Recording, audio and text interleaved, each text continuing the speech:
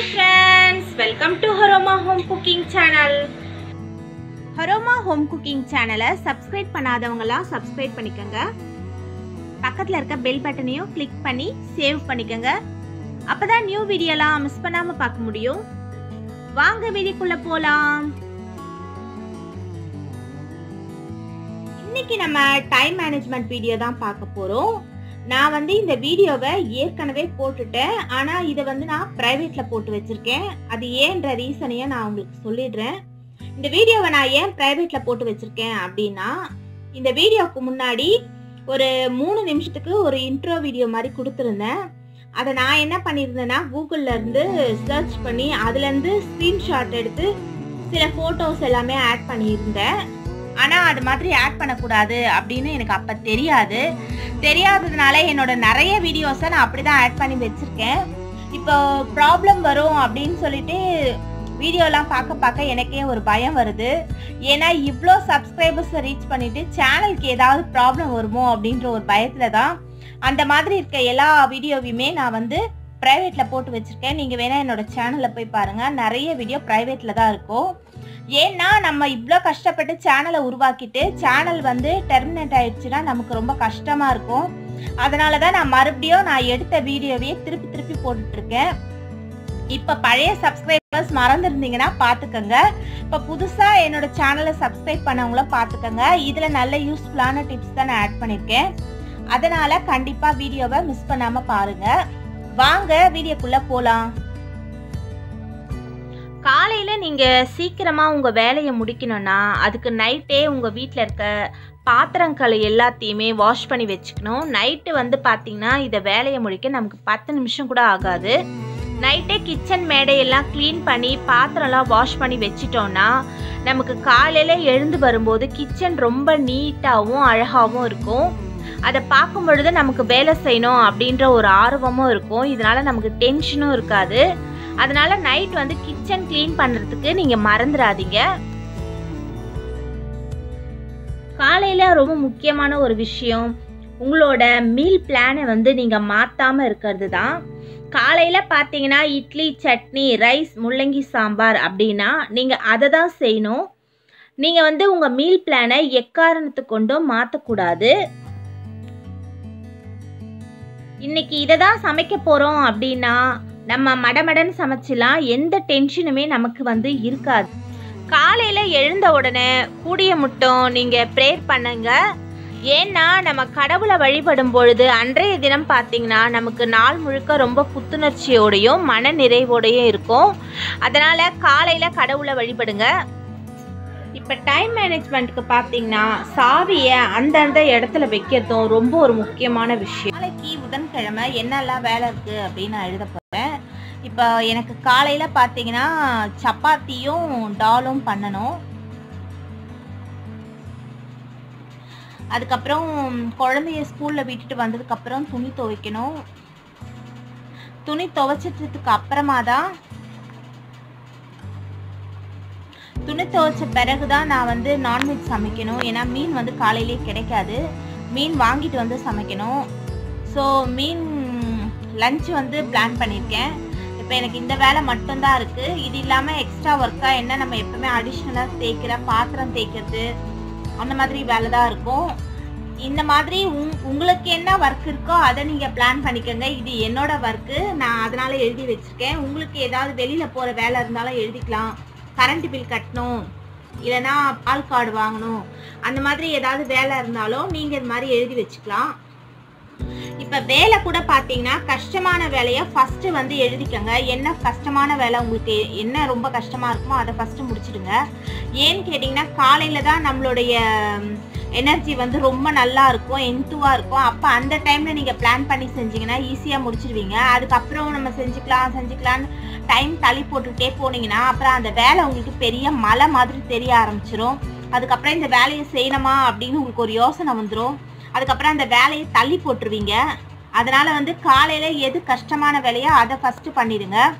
அதுக்கப்புறம் என்னெல்லாம் வேலை பண்ணணும் அப்படின்னு நைட்டே ஒரு நைட்டு இந்த மாதிரி லிஸ்ட்டு போட்டு வச்சுக்கிட்டிங்கன்னா உங்களோட வேலையை செய்யறதுக்கு கரெக்டாக இருக்கும். இந்த வேலைக்கு அப்புறம் இந்த வேலை, இந்த வேலைக்கு அப்புறம் இந்த வேலை அப்படின்னு சொல்லிட்டு நமக்கு தெரியும். ஏன்னா பாருங்க, இப்போ நம்ம என்ன வேலை செய்ய போறோம் நமக்கு தெரியும். ஆனால் லிஸ்ட் போடாமல் இருந்தோம்னா இப்போ ரொம்ப எமர்ஜென்சி இல்லை, தேவையில்லாத வேலைன்றத ஃபர்ஸ்ட் பண்ணிடுவோம். அந்த மாதிரி இல்லாமல் எது ரொம்ப எமர்ஜென்சி கண்டிப்பாக பண்ணணும் அப்படின்றத ஃபர்ஸ்ட் பண்ணி எழுதி வச்சுக்கிட்டிங்கன்னா அது உங்கள் வேலையை முடிக்க ரொம்ப ஈஸியாக இருக்கும். அதுக்கப்புறம் பார்த்தீங்கன்னா, இப்போ துணி துவைக்கிறதுக்கு நான் எவ்வளோ நேரம் 1 hour, நம்ம 1 hourக்குள்ளே இந்த வேலையை முடிக்கணும் அப்படின்னு நம்ம எழுதி வச்சுக்கலாம். இந்த மாதிரி நம்ம இந்த டைம்குள்ளே இந்த வேலையை நம்ம வந்து முடிக்கணும் அப்படின்னு சொல்லிட்டு நம்ம எழுதிக்கிட்டோம்னா இவ்வளோ டைம்குள்ளே இவ்வளோ முடிச்சிட்டோம்னா நமக்கு டைம் வந்து சேவிங் ஆகும். அதனால எவ்வளோ நேரத்தில் நம்ம வேலையை முடிக்க போகிறோம் அப்படின்றதையும் நீங்கள் எழுதி வச்சுக்கோங்க. இப்போ நம்ம நைட் வந்து சீக்கிரமாக தூங்கணும். நைட் சீக்கிரம் தூங்குனீங்கன்னா தான் காலையில் சீக்கிரமாக எந்திரிக்க முடியும். அப்போ தான் வந்து உங்களோட வேலையை உங்களுக்கு முடிக்க வசதியாக இருக்கும். நாளைக்கு என்னென்ன வேலை இருக்குது அப்படின்னு ஒரு சார்ட் போட்டுக்கோங்க அப்படின்னு நான் ஏற்கனவே சொல்லிட்டேன். அலாரம் வச்சுட்டு படுங்க. 2 அலாரமாக வச்சுக்கோங்க. ஃபஸ்ட்டு ஒரு அலாரம் முன்னாடி ஃப்ரண்ட்டில் வச்சுட்டு பின்னாடி ஒரு அலாரம் வச்சுக்கோங்க. அதே மாதிரி காலையில் சீக்கிரம் எந்திரிக்கணும் அப்படின்னா வயிறு நிறைய நீங்கள் தண்ணி குடிச்சிட்டு கூட படுக்கலாம். அதனால் பார்த்தீங்கன்னா சீக்கிரமாக எந்திரிச்சிடுவீங்க. காலையில் ஒரு 4 நாள் சீக்கிரமாக எந்திரிக்க ஆரம்பிச்சிங்கன்னா அதுக்கப்புறம் நீங்கள் தானாகவே எந்திரிக்க ஆரம்பிச்சிருவீங்க. காலையில் எந்திரிக்கிறதுனால பார்த்தீங்கன்னா நம்மளுடைய நரம்பு மண்டலம்லாம் சீராக செயல்படும். இதனால் மூளை செயல்பாடுகள் நல்லா இருக்கும். இதனால் நமக்கு தன்னம்பிக்கையும் உற்சாகமும் அதிகரிக்கும். இதனால் நம்முடைய வேலைகளும் சுறுசுறுப்பாக நம்மளால் செய்ய முடியும். காலையில் சுற்றுப்புற சூழ்நிலை பார்த்தீங்கன்னா சுத்தமாக இருக்கும். சுத்தமான காற்று வந்து நமக்கு கிடைக்கும். மூச்சு பயிற்சி வந்து நம்ம அந்த நேரத்தில் பண்ணோம்னா நம்மளோட ஆரோக்கியமும் நல்லா இருக்கும். இதனால் பார்த்தீங்கன்னா நுரையீரல் வந்து வலுவடையும். ஆஸ்மா, சைனஸ் இந்த ப்ராப்ளம்லாம் வராது அப்படின்னு நான் வந்து ஒரு புக்கில் படித்தேன். அதை தான் இங்கே வந்து நான் எழுதி உங்களோட ஷேர் பண்ணிகிட்ருக்கேன். இதெல்லாம் நான் படித்தது தான், இதெல்லாம் நானே சொல்கிறேன் அப்படின்னு நினச்சிக்க போகிறீங்க. அதுக்கப்புறம் பார்த்தீங்கன்னா நம்மளுடைய மன அழுத்தம் நீங்கி எல்லா வேலைகளையும் ஒரு இன்ட்ரெஸ்டோடையும் நம்ம ஒரு சந்தோஷமாகவும் செய்வோம். அதனால இதெல்லாம் நமக்கு வேணும் அப்படின்னீங்கன்னா நீங்கள் காலையில் சுறுசுறுப்பாக எந்திரிச்சிங்கன்னா தான் இதெல்லாம் நடக்கும். இப்போ காலையில் எந்திரிக்கிறதுனால நல்லா பசி எடுக்கும்.